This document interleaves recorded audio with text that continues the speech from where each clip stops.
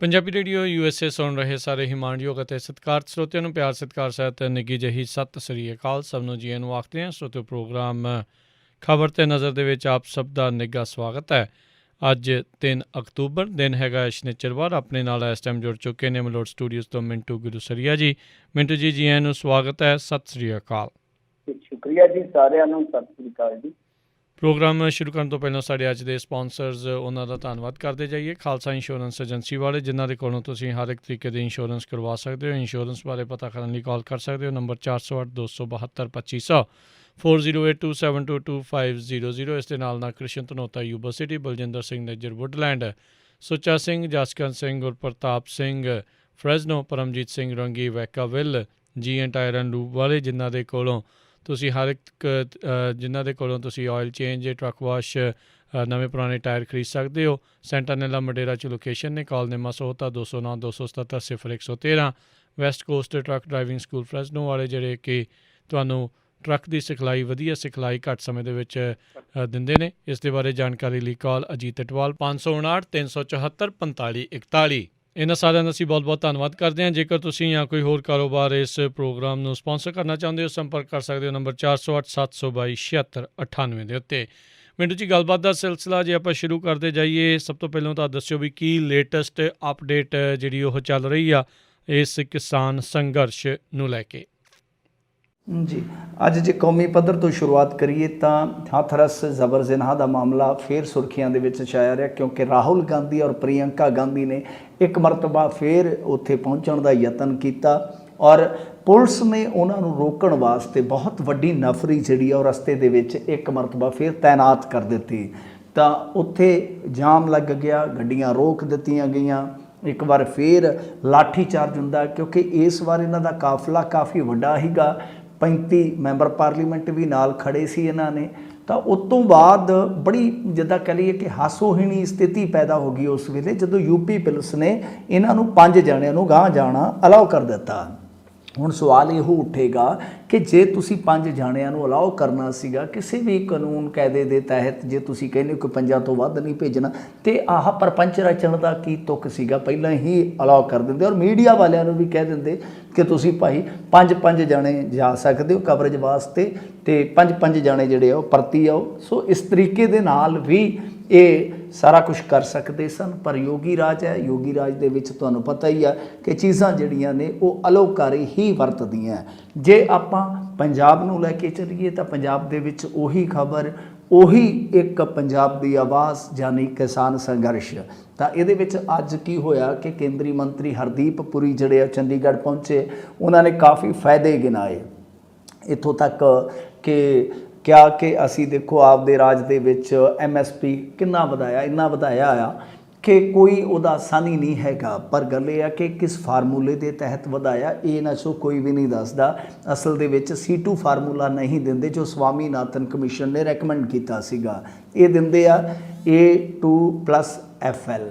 ਸੋ ਇਹਨਾਂ ਦਾ ਇਹ ਸਾਰਾ ਜਿਹੜਾ ਹੈਗਾ ਉਹ ਤੁਹਾਨੂੰ ਪਤਾ ਹੀ ਆ, ਪੁਲੰਦਾ ਜਿਹੜਾ ਉਹ ਉਲਰ ਜਾਂਦਾ ਹਰੇਕ ਵਾਰੀ, ਉਹ ਆ ਕੇ ਤੇ ਦਮ ਤੋੜ ਜਾਂਦਾ ਜਦੋਂ ਇੱਥੇ ਤਰਕ ਦਿੱਤੇ ਜਾਂਦੇ ਆ, ਜਦੋਂ ਇੱਥੋਂ ਦੇ ਕਿਸਾਨ ਹੀ ਸਵਾਲ ਕਰਦੇ ਆ ਕਿ ਚੰਡੀਗੜ੍ਹ ਇੱਕ ਏਸੀ ਹਾਲ ਦੇ ਵਿੱਚ ਬਹਿ ਕੇ PC ਕਰਨ ਦਾ ਕੀ ਤੁੱਕਿਆ? ਤੁਸੀਂ ਆਓ ਰੇਲਵੇ ਟਰੈਕ 'ਤੇ ਆ ਕੇ ਇਹਨਾਂ ਚੀਜ਼ਾਂ ਨੂੰ ਦੱਸੋ ਤਫਸੀਲ ਦੇ ਨਾਲ। ਖੈਰ, ਇਹਨਾਂ ਦਾ ਵਿਰੋਧ ਵੀ ਹੋਇਆ, ਬੜਾ ਜ਼ਬਰਦਸਤ ਵਿਰੋਧ ਹੋਇਆ। ਕੁਛ ਜਥੇਬੰਦੀਆਂ ਨੇ ਵਿਰੋਧ ਕੀਤਾ। ਉਸ ਤੋਂ ਬਾਅਦ ਉਹਨਾਂ ਜਥੇਬੰਦੀਆਂ ਦੇ ਕਾਰਕੁਨਾਂ ਨੂੰ ਹਿਰਾਸਤ ਦੇ ਵਿੱਚ ਵੀ ਲੈ ਲਿਆ ਗਿਆ। ਇੱਧਰ ਇੱਕ ਹੋਰ ਕੇਂਦਰੀ ਮੰਤਰੀ ਜਾਵੜੇਕਰ ਜੀ ਬੋਲੇ ਆ, ਉਹ ਕਹਿੰਦੇ ਖੇਤੀ ਕਾਨੂੰਨ ਨੂੰ ਭਰਵਾਂ ਹੁੰਗਾਰਾ ਮਿਲਿਆ ਜੀ, ਸਿਰਫ ਪੰਜਾਬ 'ਚ ਵਿਰੋਧ ਪ੍ਰਦਰਸ਼ਨ ਹੋਇਆ। ਮੇਰੇ ਖਿਆਲ ਦੇ ਨਾਲ ਇੱਕ ਹੋਰ ਕੁਫਰ ਤੋਲਿਆ ਗਿਆ।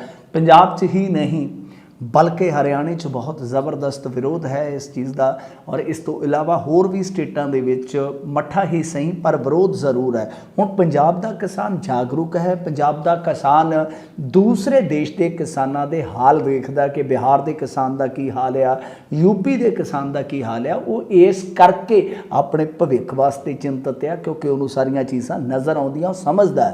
ਸੋ ਇਸੇ ਕਰਕੇ ਵਿਰੋਧ ਆ। ਪੰਜਾਬ ਦੇ ਵਿੱਚ CA ਦਾ ਵੀ ਵਿਰੋਧ ਹੋਇਆ ਸੀਗਾ। ਪੰਜਾਬ ਦੇ ਵਿੱਚ ਕਸ਼ਮੀਰ ਨੂੰ ਤਾੜਨ ਦਾ ਵੀ ਵਿਰੋਧ ਹੋਇਆ ਸੀਗਾ। ਪੰਜਾਬ ਅਕਸਰ ਇਹੋ ਜਿਹੇ ਵਿਰੋਧ ਦਰਜ ਕਰਦਾ ਹੈ। ਜਦ ਤੁਸੀਂ ਫੈਡਰਲਿਜ਼ਮ 'ਤੇ ਕੋਈ ਚੋਟ ਕਰਦੇ ਹੋ ਤਦ ਵੀ ਪੰਜਾਬ ਦੇ ਵਿੱਚੋਂ ਆਵਾਜ਼ ਆਉਂਦੀ ਹੈ। ਇਹੀ ਪੰਜਾਬ ਦਾ ਖਾਸਾ ਹੈ। ਇਹਨੂੰ ਝੂਠ ਦੇ ਵਿੱਚ ਨਹੀਂ ਵਲੇਟਣਾ ਚਾਹੀਦਾ, ਸਗੋਂ ਸੱਚ ਵਜੋਂ ਤਸਲੀਮ ਕਰਨਾ ਚਾਹੀਦਾ। ਇੱਧਰ ਅੱਜ ਲੋਕ ਇਨਸਾਫ ਪਾਰਟੀ ਨੇ ਖੇਤੀ ਕਾਨੂੰਨਾਂ ਨੂੰ ਲੈ ਕੇ ਭਾਜਪਾ ਸੂਬਾ ਪ੍ਰਧਾਨ ਦੇ ਘਰ ਦਾ ਘਿਰਾਓ ਕੀਤਾ। ਇਸ ਤੋਂ ਇਲਾਵਾ ਕੇਂਦਰੀ ਰਾਜ ਮੰਤਰੀ ਸੋਮ ਪ੍ਰਕਾਸ਼ ਦੀ ਕੋਠੀ ਦਾ ਘਿਰਾਓ ਕਰਨ ਦਾ ਵੀ ਯਤਨ ਕੀਤਾ ਗਿਆ ਕਿਸਾਨ ਜਥੇਬੰਦੀਆਂ ਵੱਲੋਂ, ਪਰ ਪੁਲਿਸ ਵੱਲੋਂ ਰੋਕ ਲਿਆ ਗਿਆ। ਪੁਲਿਸ ਵੱਲੋਂ ਉਹ ਜਿਹੜੇ ਅੱਗੇ ਜਾ ਰਹੇ ਸੀਗੇ ਕਾਰਕੁਨ, ਉਹਨਾਂ ਨੂੰ ਰੋਕ ਲਿਆ। ਪਰ ਇਹ ਰੋਕਾ ਰੁਕਾਈ ਜਿਹੜੀ ਆ ਉਹ ਹੁਣ ਬਹੁਤੀ ਦੇਰ ਤੱਕ ਨਹੀਂ ਚੱਲੇਗੀ। ਦੇਖੋ ਹੰਸਰਾਜ ਹੰਸ ਵੀ ਆ ਗਏ, ਉਹ ਕਹਿੰਦੇ ਕਿ ਤੁਸੀਂ ਤਾਂ ਰੂਹ ਨਾਲ ਮੈਨੂੰ ਹਰਾ ਕੇ ਘੱਲਿਆ ਸੀਗਾ, ਪਰ ਮੈਂ ਮਸੀਂ 7-8 ਸਾਲਾਂ ਬਾਅਦ ਜਿੱਤਿਆ, ਅਸਤੀਫਾ ਐਵੇਂ ਦੇ ਦੇਵਾਂ। ਪਰ ਜੇ ਕੋਈ ਗੱਲਬਾਤ ਹੋਈ ਤਾਂ ਤੁਸੀਂ ਮੈਨੂੰ ਦੱਸਿਓ, ਆਪਾਂ ਤੁਹਾਡੀ ਸਿੱਧੀ ਗੱਲਬਾਤ ਜਿਹੜੀ ਆ ਉੱਥੇ ਕਰਾ ਦੇਵਾਂਗੇ। ਖੈਰ ਇੱਧਰ ਦੇਵੀਦਾਸਪੁਰਾ ਰੇਲਵੇ ਟਰੈਕ 'ਤੇ ਜੋ ਧਰਨਾ ਚੱਲ ਰਿਹਾ, ਮੁਸਲਸਲ ਚੱਲ ਰਿਹਾ ਕਿਸਾਨਾਂ ਦਾ ਇੱਥੇ, ਤਾਂ ਰਾਸ਼ਟਰਪਤੀ ਅਤੇ ਪੰਜਾਬ ਦੇ ਗਵਰਨਰ ਦੇ ਇੱਥੇ ਪੁਤਲੇ ਵੀ ਫੂਕੇ ਗਏ ਆ। ਇਸ ਤੋਂ ਇਲਾਵਾ ਸੁਨਾਮ ਦੇ ਵਿੱਚ ਸੁਨਾਮੀ ਆ ਗਈ ਬੀਬੀਆਂ ਦੀ, ਬਹੁਤ ਵੱਡੀ ਤਾਦਾਦ ਦੇ ਵਿੱਚ ਬੀਬੀਆਂ ਨੇ ਸੰਘਰਸ਼ 'ਚ ਹਿੱਸਾ ਲਿਆ। ਮੇਰੇ ਖਿਆਲ ਦੇ ਨਾਲ ਰਿਕਾਰਡ ਤੋੜ ਹਾਜ਼ਰੀ ਸੀ ਬੀਬੀਆਂ ਦੀ। ਤਾਂ ਜਦੋਂ ਬੀਬੀਆਂ ਮੈਦਾਨ 'ਚ ਉਤਰਉਂਦੀਆਂ, ਸਾਡੇ ਛੋਟੇ ਛੋਟੇ ਬੱਚੇ ਵੀ ਮੈਦਾਨ 'ਚ ਉਤਰੇ ਪਏ ਆ, ਤਾਂ ਫਿਰ ਸਮਝ ਲੈਣਾ ਚਾਹੀਦਾ ਕਿ ਲੋਕ ਰੋਹ ਦੀ ਆਵਾਜ਼ ਬੜੀ ਪ੍ਰਚੰਡ ਹੈ। ਤੇ ਇੱਧਰ ਪੰਜਾਬ ਫੇਰੀ ਤੋਂ ਪਹਿਲਾਂ ਸੁਖਬੀਰ ਸਿੰਘ ਬਾਦਲ ਹੋਣਾ ਨੇ ਰਾਹੁਲ ਗਾਂਧੀ ਨੂੰ ਕਈ ਸਵਾਲ ਪੁੱਛੇ ਆ, ਤਾਂ ਸਵਾਲ ਜਵਾਬ ਦਾ ਸਿਲਸਿਲਾ ਜਿਹੜਾ ਇਹਨਾਂ ਦਾ ਸਿਆਸੀ ਤੌਰ 'ਤੇ ਚੱਲਦਾ ਹੀ ਰਹੇਗਾ। ਲੋਕ ਵੀ ਸਵਾਲ ਪੁੱਛਦੇ ਸੀਗੇ ਸੁਖਬੀਰ ਸਿੰਘ ਬਾਦਲ ਨੂੰ, ਕਿੱਡਾ ਲੰਮਾ ਲਾਮ ਲਸ਼ਕਰ ਲੈ ਕੇ ਚੰਡੀਗੜ੍ਹ ਕੀ ਲੈਣ ਚੱਲੇ ਹੋ ਅੱਧੀ ਰਾਤ ਨੂੰ, ਜੇ ਜਾਣਾ ਹੀ ਆ ਤੇ ਦਿੱਲੀ ਜਾਓ।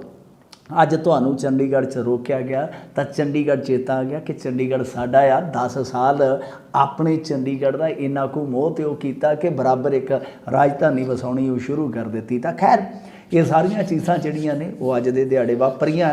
ਹੁਣ ਦੇਖਦੇ ਹਾਂ ਇਹ ਸੰਘਰਸ਼ ਦਾ ਜਿਹੜਾ ਬਿਗਲ ਪੰਜਾਬ ਨੇ ਵਜਾਇਆ, ਉਹਨੂੰ ਮੱਠਾ ਕਰਨ ਵਾਸਤੇ ਜਿਸ ਤਰ੍ਹਾਂ ਕੇਂਦਰੀ ਲੀਡਰਸ਼ਿਪ ਜਿਹੜੀ ਮੈਦਾਨ 'ਚ ਆ, ਉਹ ਇਸ ਸੰਘਰਸ਼ ਨੂੰ ਕਿਸੇ ਤਰੀਕੇ ਦੇ ਨਾਲ, ਤਰੀਕਾ ਚਾਹੇ ਕੋਈ ਵੀ ਹੋਵੇ, A ਹੋਵੇ B ਹੋਵੇ, ਉਹਨੂੰ ਮੱਠਾ ਪਾਉਣ ਦੇ ਵਿੱਚ ਕਾਮਯਾਬੀ ਹਾਸਲ ਕਰਦੀ ਹੈ, ਜਾਂ ਫਿਰ ਜਿਹੜਾ ਨਰਿੰਦਰ ਮੋਦੀ ਅੱਜ ਤੱਕ ਪਿੱਛੇ ਨਹੀਂ ਹਟਿਆ, ਉਹਨੂੰ ਇਹ ਛੋਟਾ ਜਿਹਾ ਸੂਬਾ ਇੱਕ ਵੱਡੀ ਲੜਾਈ ਦੇ ਨਾਲ ਪਿੱਛੇ ਹਟਣ ਵਾਸਤੇ ਮਜਬੂਰ ਕਰੇਗਾ। ਜੀ ਤੇ ਮਿੰਟ ਜੀ, ਅਗਲੀ ਆਪਾਂ ਗੱਲ ਕਰਦੇ ਜਾਈਏ ਕਿਸਾਨ ਸੰਘਰਸ਼, ਕਿਸਾਨ ਅੰਦੋਲਨ ਨੂੰ ਲੈ ਕੇ। ਕਹਿੰਦੇ ਵੀ ਇਸ ਦੀ ਹੁਣ ਗੂੰਜ ਉੱਤੇ ਤੱਕ ਅਪੜੀ ਆ। ਹਾਂਜੀ, ਇਹ ਵੈਸੇ ਸ਼ੁਭ ਸੰਕੇਤ ਹੈ। ਵੈਸੇ 1-2 ਜਿੱਤਾਂ ਜਿਹੜੀਆਂ ਨੇ ਉਹ ਪਹਿਲਾਂ ਹੋ ਚੁੱਕੀਆਂ। ਜਿਸ ਤਰ੍ਹਾਂ ਤੁਸੀਂ ਦੇਖੋਗੇ ਕਿ ਜੇ ਬੀਬਾ ਬਾਦਲ ਦਾ ਅਸਤੀਫਾ ਆਇਆ ਤਾਂ ਕਿਤੇ ਨਾ ਕਿਤੇ ਕਿਸਾਨ ਅੰਦੋਲਨ ਦੀ ਜਿੱਤ ਸੀਗੀ, ਪ੍ਰਾਇਮਰੀ ਜਿੱਤ ਜਿਹਨੂੰ ਆਪਾਂ ਕਹਿ ਸਕਦੇ, ਮੁੱਢਲੀ ਜਿੱਤ ਕਹਿ ਸਕਦੇ ਹਾਂ। ਫਿਰ ਉਸ ਤੋਂ ਬਾਅਦ ਗੱਠਜੋੜ ਦਾ ਟੁੱਟਣਾ, ਉਸ ਤੋਂ ਬਾਅਦ ਬਹੁਤ ਸਾਰੇ ਸਟਾਰਸ ਦਾ ਵਿੱਚ ਆ ਜਾਣਾ, ਉਸ ਤੋਂ ਬਾਅਦ ਪੋਲੀਟੀਕਲ ਜਿੰਨੀਆਂ ਵੀ ਤਨਜ਼ੀਮਾਂ ਨੇ ਉਹ ਸਾਰੀਆਂ ਦਾ ਇੱਕ ਪਾਸੇ ਖੜ ਜਾਣਾ, ਇਹ ਆਪਣੇ ਆਪ ਦੇ ਵਿੱਚ ਜਿੱਤ ਸੀਗੀ। ਇਹ ਆਪਣੇ ਆਪ ਦੇ ਵਿੱਚ ਜਿੱਤ ਆ। ਤੋ ਇਹ ਉਤਸ਼ਾਹ ਵਧਾਉਣ ਵਾਲੀਆਂ ਚੀਜ਼ਾਂ ਹੁੰਦੀਆਂ ਨੇ। ਅਸਲ ਦੇ ਵਿੱਚ ਹੁਣ ਖਬਰ ਇਹ ਆਈ ਆ, ਹਾਲਾਂਕਿ ਆਪਣੇ ਪੰਜਾਬੀ ਮੀਡੀਆ 'ਚ ਇੰਨੀ ਜ਼ਿਆਦਾ ਇਹ ਖਬਰ ਜਿਹੜੀ ਆ ਉਹ ਨਹੀਂ ਨਸ਼ਰ ਹੋਈ, ਪਰ ਅੰਦਰੂਨੀ ਸੂਤਰ ਦੱਸਦੇ ਆ ਕਿ ਭਾਜਪਾ ਜਿਹੜੀ ਆ ਉਹ ਕਿਤੇ ਨਾ ਕਿਤੇ ਫੇਕ ਮਹਿਸੂਸ ਕਰ ਰਹੀ ਹੈ। ਖਾਸ ਤੌਰ 'ਤੇ ਜਿਸ ਤਰ੍ਹਾਂ ਇਹਨਾਂ ਦੇ ਲੀਡਰ ਜਿਹੜੇ ਆ ਉਹ ਘਰਾਂ ਤੋਂ ਨਿਕਲਣ ਤੋਂ ਆਰੀ ਹੋਏ ਪਏ ਆ, ਉਹਨਾਂ ਨੂੰ ਬਹੁਤ ਤਰ੍ਹਾਂ ਦੇ ਸਵਾਲ ਕੀਤੇ ਜਾਂਦੇ। ਜਿਸ ਤਰ੍ਹਾਂ ਤਰੁਣ ਚੁੱਘ ਨੂੰ ਘੇਰਿਆ ਗਿਆ ਸੀ, ਆਪਾਂ ਕੱਲ੍ਹ ਵੀ ਗੱਲ ਕੀਤੀ ਸੀਗੀ, ਤਾਂ ਉਹਦੇ ਵਿੱਚ ਤਰੁਣ ਚੁੱਘ ਨੂੰ ਜਦੋਂ ਕਿਸਾਨਾਂ ਨੇ ਪੁੱਛਿਆ ਉਹਨਾਂ ਬਾਅਦ ਦੇ ਨਾਲ ਕਿ ਤੁਸੀਂ ਸਾਨੂੰ ਫਾਇਦੇ ਗਿਣਾ ਦਿਓ, ਅਸੀਂ ਤੁਹਾਨੂੰ ਨੁਕਸਾਨ ਗਿਣਾਉਂਦੇ ਨੇ, ਗੱਲ ਖਤਮ। ਤਾਂ ਫਿਰ ਤੁਸੀਂ ਫੈਸਲਾ ਕਰੋ ਕਿ ਕਿਹਦੇ ਨਾਲ ਖੜਨਾ ਹੈ। ਤਾਂ ਦੱਸਦੇ ਆ ਕਿ ਉੱਥੇ ਜਿਹੜੇ ਮੌਜੂਦ ਮੀਡੀਆ ਕਰਮੀ ਸੀਗੇ, ਉਹਨਾਂ ਦੀ ਰਿਪੋਰਟ ਇਹ ਕਹਿੰਦੀ ਆ ਕਿ ਉਸ ਸਮੇਂ ਤਰੁਣ ਚੁੱਘ ਲਾਜਵਾਬ ਹੋ ਗਿਆ। ਹਾਲਾਂਕਿ ਉੱਦਾਂ ਤੇ ਉਹ ਪ੍ਰੈਸ ਦੇ ਵਿੱਚ ਸਟੇਟਮੈਂਟਾਂ ਬੜੀਆਂ ਜਾਰੀ ਕਰਦੇ ਆ ਇਹਨਾਂ ਆਰਡੀਨੈਂਸ ਦੇ ਜਿਹੜੇ ਹੁਣ ਕਾਨੂੰਨ ਬਣ ਚੁੱਕੇ ਇਹਨਾਂ ਦੇ ਹੱਕ ਦੇ ਵਿੱਚ, ਪਰ ਜਦ ਉਹਨਾਂ ਦੇ ਫਾਇਦੇ ਕਿਸਾਨਾਂ ਨੇ ਪੁੱਛੇ ਤਾਂ ਤਦ ਉਹ ਬਿਲਕੁਲ ਮੌਨੀ ਬਣ ਗਏ। ਤਾਂ ਇਹ ਆਪਣੇ ਆਪ ਦੇ ਵਿੱਚ ਦੂਜੀ ਵੱਡੀ ਗੱਲ ਹੈ। ਹੁਣ ਜਿਹੜੀ ਗੱਲ ਸੁਣਨ ਦੇ ਵਿੱਚ ਆ ਰਹੀ ਆ ਉਹ ਹੈ ਕਿ ਜਿਵੇਂ ਭਾਜਪਾ ਨੇ ਪਿਛਲੇ ਦਿਨੀ ਇੱਕ ਬਣਾਈ ਸੀਗੀ ਕਮੇਟੀ, ਜਿਹਦੇ ਵਿੱਚ ਇਹਨਾਂ ਦੇ 8-9 ਵੱਡੇ ਮੈਂਬਰ ਸੀਗੇ, ਜੈਣੀ ਸਾਹਿਬ ਉਹਦੇ ਵਿੱਚ ਪ੍ਰਮੁੱਖ ਰੱਖੇ ਗਏ।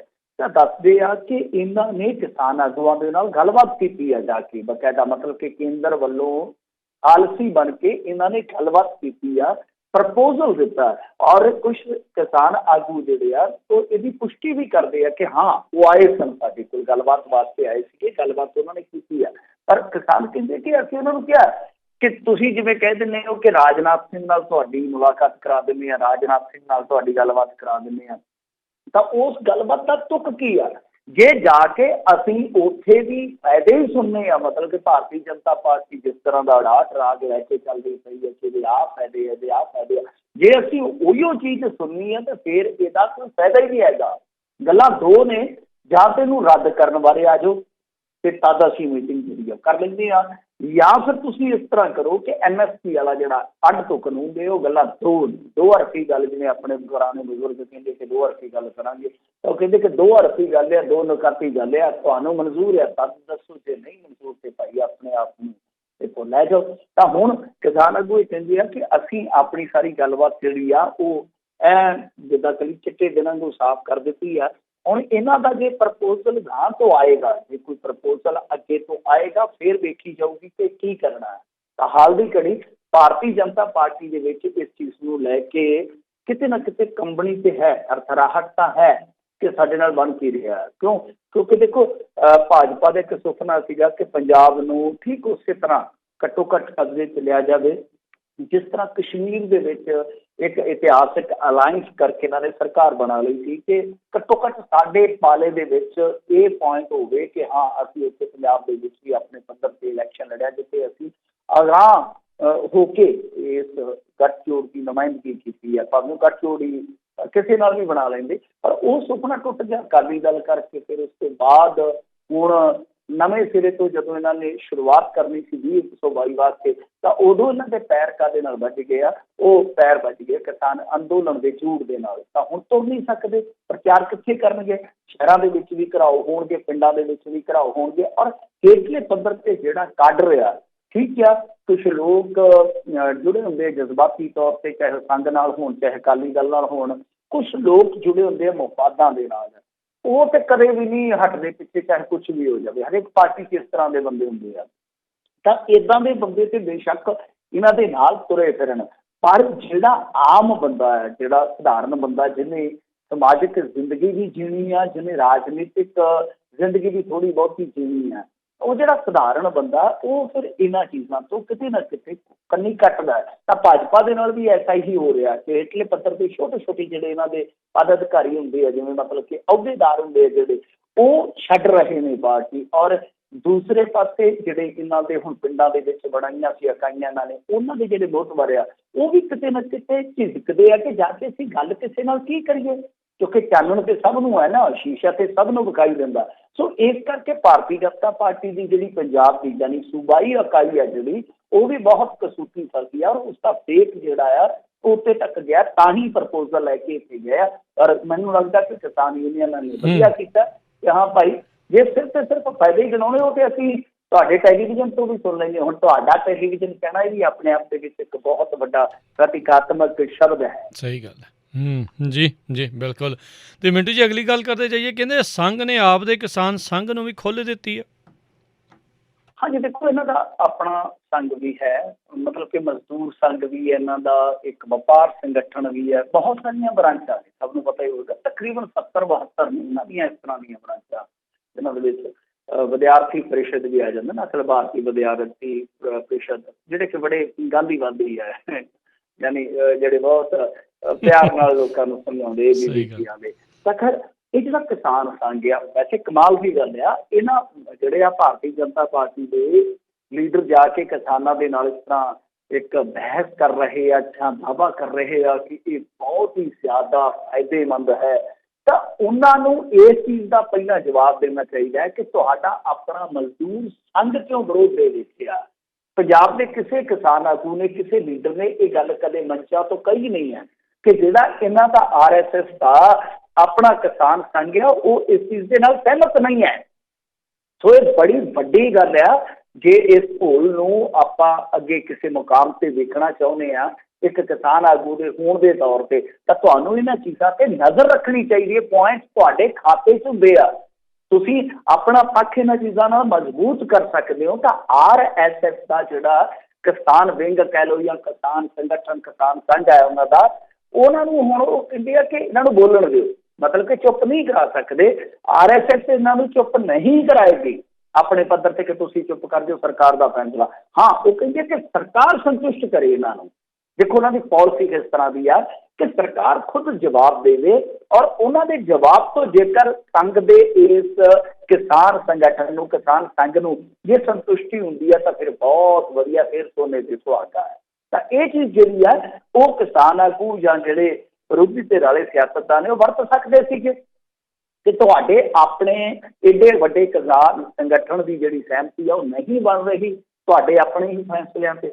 ਸੋ ਇਹ ਆਪਣੇ ਆਪ ਦੇ ਵਿੱਚ ਬਹੁਤ ਵੱਡੀ ਗੱਲ ਆ ਕਿ ਸਰਕਾਰ ਜਿਹੜੀ ਆ ਉਹ ਪਿੱਛੇ ਹਟਣ ਨੂੰ ਤਿਆਰ ਨਹੀਂ। ਜਦਕਿ ਦੂਸਰੇ ਪਾਸੇ ਜੇ ਆਪਾਂ ਵੇਖੀਏ ਤਾਂ RSS ਕਹਿੰਦੀ ਹੈ ਕਿ ਕਿਸਾਨ ਸੰਘ ਨੂੰ ਇੱਦਾਂ ਹੀ ਚੱਲਣ ਦਿਓ। ਸੋ ਇਹ ਇਹਨਾਂ ਦੇ, ਮੈਂ ਆਪਦੇ ਕੋਲੋਂ ਨਹੀਂ ਕਹਿ ਰਿਹਾ, ਇਹ ਇਹਨਾਂ ਦੇ ਆਪਣੇ ਬਹੁਤ ਵੱਡੇ ਪੱਖ ਦੇ ਅਖਬਾਰ ਹੈ ਜਿਹੜੇ ਇਹਨਾਂ ਦੇ ਕੌਮੀ ਅਖਬਾਰ, ਉਹਨਾਂ ਦੇ ਹਵਾਲੇ ਨਾਲ ਕਹਿ ਰਿਹਾ, ਜਿਹੜੇ ਕਿ RSS ਦੇ ਸਿੱਧੇ ਤੌਰ ਤੇ ਕਹਿ ਲਓ ਕਿ ਇੱਕ ਤਰ੍ਹਾਂ ਨਾਲ ਪ੍ਰਚਾਰਕ ਬਣ ਚੁੱਕੇ ਅਖਬਾਰ, ਉਹ ਕੌਮੀ ਪੱਧਰ ਦੇ ਅਖਬਾਰ ਆ। ਤਾਂ ਉਹਨਾਂ ਦੇ ਵਿੱਚ ਇਹ ਰਿਪੋਰਟਾਂ ਆ ਗਈਆਂ ਨੇ ਕਿ ਸੰਘ ਨੇ ਸਿੱਧੇ ਤੌਰ ਤੇ ਕਹਿ ਦਿੱਤਾ ਕਿ ਇਹਨਾਂ ਨੂੰ ਫ੍ਰੀ ਹੈਂਡ ਦਿਓ, ਜਿਹੜਾ ਵਿਰੋਧ ਕਰਦੇ ਸੋ ਕਰਦੇ ਆ, ਸਰਕਾਰ ਇਹਨਾਂ ਨੂੰ ਸੰਤੁਸ਼ਟ ਕਰਵਾਵੇ। ਹੁਣ ਸਰਕਾਰ ਕੋਲ ਇਹ ਵੀ ਇੱਕ ਚੁਣੌਤੀ ਰਹੇਗੀ ਕਿ ਉਹ ਸੰਘ ਦੇ ਇਸ ਕਿਸਾਨ ਸੰਗਠਨ ਨੂੰ ਕਿਸ ਤਰ੍ਹਾਂ ਸੰਤੁਸ਼ਟ ਕਰਵਾਉਂਦੇ ਆ। ਪਰ ਮੈਂ ਸਮਝਦਾ ਕਿ ਇਹੋ ਜਿਹੀਆਂ ਖਬਰਾਂ ਤੇ ਇੱਥੋਂ ਦੇ ਲੀਡਰਾਂ ਨੂੰ ਜ਼ਰੂਰ ਝਾਤ ਮਾਰ ਲੈਣੀ ਚਾਹੀਦੀ ਹੈ। ਕਮਾਲ ਦੀ ਗੱਲ ਹੈ ਕਿ ਬਹੁਤ ਸਾਰੀਆਂ ਗੱਲਾਂ ਜਿਹੜੀਆਂ ਨੇ ਉਹ ਸਧਾਰਨ ਬੰਦੇ ਨੂੰ ਤੇ ਦੱਸਣੀਆਂ ਇਹਨਾਂ ਨੇ ਨਾ, ਤੇ ਇਹਨਾਂ ਨੂੰ ਤੇ ਆਪ ਨੂੰ ਨਹੀਂ ਪਤਾ ਹੁੰਦੀਆਂ। ਤਾਂ ਇਹ ਕਿਤੇ ਨਾ ਕਿਤੇ ਸਾਡੀ ਲੀਡਰਸ਼ਿਪ ਤੇ ਵੀ ਸਵਾਲ ਹੈ, ਚਾਹੇ ਉਹ ਪੋਲੀਟੀਕਲ ਲੀਡਰਸ਼ਿਪ ਹੈ, ਚਾਹੇ ਉਹ ਸਾਡੀ ਸਮਾਜਿਕ ਲੀਡਰਸ਼ਿਪ ਆ, ਜਿਹੜੀ ਕਿ ਇਸ ਤਰ੍ਹਾਂ ਦੇ ਲੋਕ ਘੋਲਾਂ ਨੂੰ ਨੁਮਾਇੰਦਗੀ ਦਿੰਦੀ ਹੈ। ਤਾਂ ਉਹਨਾਂ ਨੂੰ ਇਹਨਾਂ ਚੀਜ਼ਾਂ ਦਾ ਖਿਆਲ ਜ਼ਰੂਰ ਰੱਖਣਾ ਚਾਹੀਦਾ। ਬਾਕੀ ਖੈਰ ਦੇਖਦੇ ਹਾਂ ਅੱਗੇ ਕੀ ਬਣਦਾ ਹੈ। ਪਰ RSS ਦਾ ਜਿਹੜਾ ਇਸ ਵੇਲੇ ਜੇ ਦੇਖੀਏ ਸਾਰਾ ਧਿਆਨ ਇਸੇ ਚੀਜ਼ ਨੂੰ ਲੈ ਕੇ ਲੱਗਾ ਹੋਇਆ ਕਿ ਹਾਂ ਕੀ ਬਣੂਗਾ। ਦੂਜੀ ਚੀਜ਼ ਇਸ ਮਾਮਲੇ ਦੇ ਮੁਤਲਕ ਇਹ ਆ ਕਿ ਦੇਖੋ ਇਹਨਾਂ ਦਾ ਹੁਣ ਤੱਕ ਦਾ ਜਿਹੜਾ ਸਾਰਾ ਜੇ ਆਪਾਂ ਦੇਖੀਏ ਇਸ ਮਾਮਲੇ ਤੇ ਜੋ ਪ੍ਰਤੀਕਰਮ ਰਿਹਾ ਉਹ ਬਹੁਤ ਅਵੇਸਲੇਪਨ ਨਾਲ ਆ, ਉਹ ਬਹੁਤੀ ਤਵੱਜੋ ਨਹੀਂ ਦਿੰਦੇ। ਪਰ ਫਰਜ਼ ਕਰੋ ਜੇ 5-6 ਰਾਜ ਏਕਤਾ ਦੀ ਮਾਲਾ 'ਚ ਪਰੋਏ ਜਾਂਦੇ ਆ ਤਾਂ ਸੂਰਤ ਹਾਲ ਬੜੀ ਵੱਖਰੀ ਹੋਏਗੀ। ਤਾਂ ਉਹਦੇ ਵਾਸਤੇ ਮੈਂ ਹਮੇਸ਼ਾ ਕਹਿੰਦਾ ਕਿ ਭਾਈ ਤੁਹਾਨੂੰ ਦੂਸਰੇ ਨੁਕਤੇ ਜਿਹੜੇ ਆ ਉਹ ਸ਼ਾਮਲ ਕਰਨੇ ਚਾਹੀਦੇ ਆ, ਖਾਸ ਤੌਰ ਤੇ ਜੋ ਪੋਲੀਟੀਕਲ ਵਿਰੋਧ ਦੀਆਂ ਧਿਰਾਂ ਨੇ, ਤਾਂ ਉਹ ਸਿਆਸੀ ਵਿਰੋਧ ਦੀਆਂ ਧਿਰਾਂ ਨੂੰ ਇਹ ਨੁਕਤੇ ਸ਼ਾਮਲ ਕਰਕੇ ਜਿੱਦਾਂ ਫੈਡਰਲਿਜ਼ਮ ਹੈ, GST ਬਕਾਇਆ ਵਗੈਰਾ, ਤਾਂ ਸਟੇਟਾਂ ਨੂੰ ਇੱਕ ਪਾਲੇ ਦੇ ਵਿੱਚ ਲਿਆਂਦਾ ਜਾ ਸਕਦਾ ਜਿੱਥੇ ਫਿਰ ਇਹਨਾਂ ਨੂੰ ਪਾਲਾ ਮਾਰੂਗਾ। ਜੀ ਮਿੰਟੂ ਜੀ।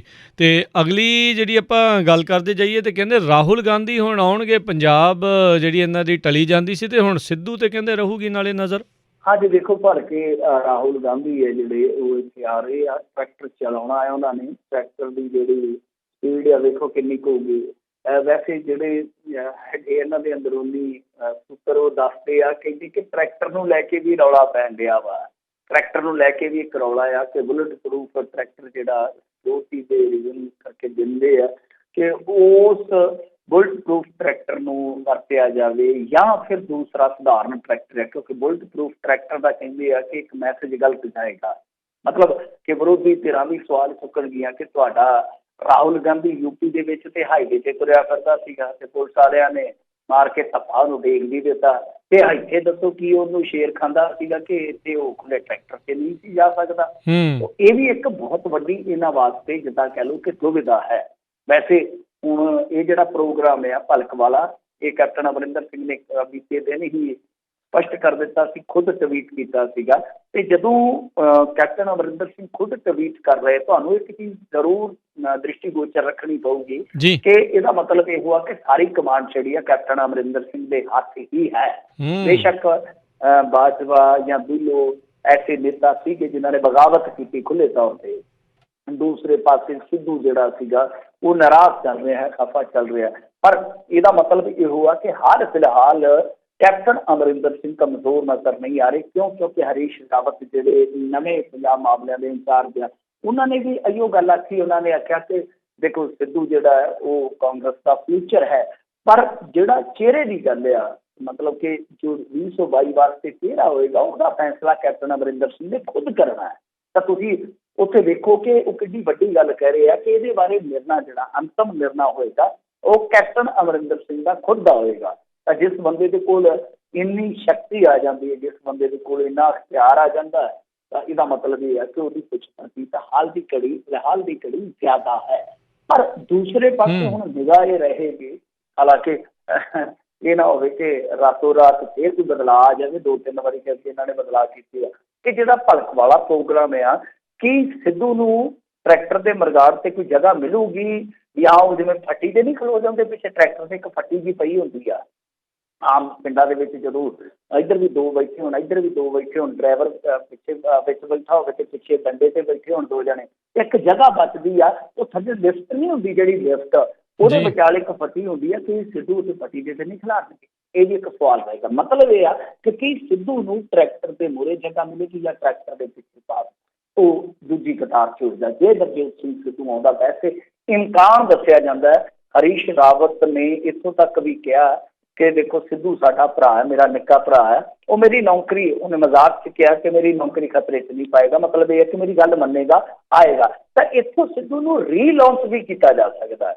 ਮਤਲਬ ਕਿ ਜੇ ਉਹਨੂੰ ਕੈਪਟਨ ਅਮਰਿੰਦਰ ਸਿੰਘ ਦੇ ਬਰੋਬਰ ਬਿਠਾ ਦਿੱਤਾ ਜਾਂਦਾ ਹੈ, ਰਾਹੁਲ ਗਾਂਧੀ ਦੇ ਨਾਲ, ਚਲੋ ਸੁਨੀਲ ਜਾਖੜ ਨੇ ਵੀ ਬਹਿਣਾ, ਤਾਂ ਉਹ ਹਰੀਸ਼ ਰਾਵਤ ਵੀ ਬੈਠਣਗੇ ਵਿੱਚ, ਕਿਤੇ ਸਿੱਧੂ ਨਜ਼ਰ ਆ ਜਾਂਦਾ ਹੈ। ਮਤਲਬ ਕਿ ਇਹ ਮੋਹਰਲੀ ਕਤਾਰ ਜਿਹੜੀ ਮੈਂ ਗਿਣਾ ਰਿਹਾ, ਇਹਦੇ ਵਿੱਚ ਸਿੱਧੂ ਨਜ਼ਰ ਆ ਜਾਂਦਾ ਹੈ। ਤਾਂ ਡੈਫੀਨੇਟਲੀ ਫਿਰ ਸਾਨੂੰ ਇਹ ਸਾਫ਼ ਹੋ ਜਾਏਗਾ ਕਿ ਨਵਜੋਤ ਸਿੰਘ ਸਿੱਧੂ ਜਿਹੜਾ ਆ ਉਹ ਹਾਲ ਫਿਲਹਾਲ ਜਿਹੜਾ ਰੀਲਾਂਚ ਹੋ ਰਿਹਾ, ਮਤਲਬ ਕਿ ਉਹਨੂੰ ਦੁਬਾਰਾ ਲਾਂਚ ਕੀਤਾ ਜਾ ਰਿਹਾ। ਕਿਉਂਕਿ ਅੰਦਰੂਨੀ ਸੂਤਰ ਇਹ ਵੀ ਦੱਸਦੇ ਆ ਕਿ ਹਰੀਸ਼ ਰਾਵਤ ਨੇ ਨਵਜੋਤ ਟੋਲੀ ਸੀਗੀ, ਇਹ ਸੰਭਾਵਨਾ ਜਿਹੜੀ ਆ ਪੁੱਛੀ ਗਈ ਸਿੱਧੂ ਤੋਂ ਕਿ ਕੌਮੀ ਰਾਜਨੀਤੀ 'ਚ ਆਉਣ ਦਾ ਕੀ ਤੇਰਾ ਇਰਾਦਾ ਆ, ਤਾਂ ਸਿੱਧੂ ਨੇ ਸਾਫ਼ ਕਰ ਦਿੱਤਾ ਕਿ ਹਾਲ ਫਿਲਹਾਲ ਮੇਰੀ ਪ੍ਰਾਇਓਰਟੀ ਹੈ, ਜਿਹੜੀ ਮੇਰੀ ਪਹਿਲ ਹੈ ਜਿਹੜੀ ਉਹ ਮੇਰਾ ਪੰਜਾਬ ਆ।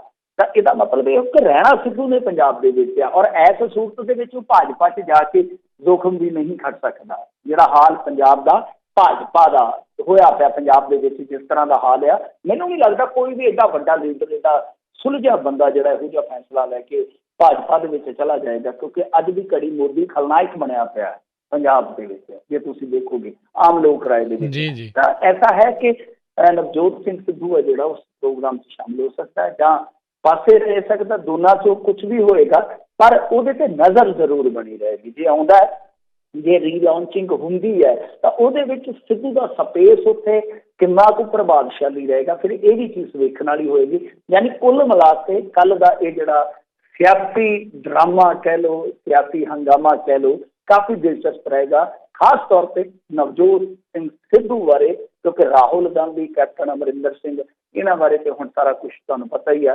ਰਾਹੁਲ ਗਾਂਧੀ ਨੂੰ ਬਹੁਤ ਸਾਰੇ ਸਵਾਲ ਜਿਹੜੇ ਆ ਉਹ ਕੌਮੀ ਪੱਧਰ ਤੇ ਵੀ ਹੋ ਰਹੇ ਆ ਕਿ ਤੁਸੀਂ ਪੰਜਾਬ ਦੇ ਵਿੱਚ ਜਾ ਕੇ ਟਰੈਕਟਰ ਚਲਾ ਰਹੇ ਹੋ, ਦਿੱਲੀ 'ਚ ਬੈਠੇ ਹੋ, ਤੁਹਾਨੂੰ ਹਾਥਰਸ ਦੇ ਵਿੱਚ ਜਾਣ ਦੀ ਕਾਹਲੀ ਹੋ ਗਈ ਸੀਗੀ, ਤਾਂ ਤੁਸੀਂ ਇਸ ਮਾਮਲੇ ਦੇ ਵਿੱਚ ਕੋਈ ਵੱਡਾ ਘੋਲ ਜਿਹੜਾ ਆ ਰਾਜਨੀਤਿਕ ਲਹਿਰ ਜਿਹੜੀ ਆ ਉਹ ਕਿਉਂ ਨਹੀਂ ਉਸਾਰ ਸਕਦੇ?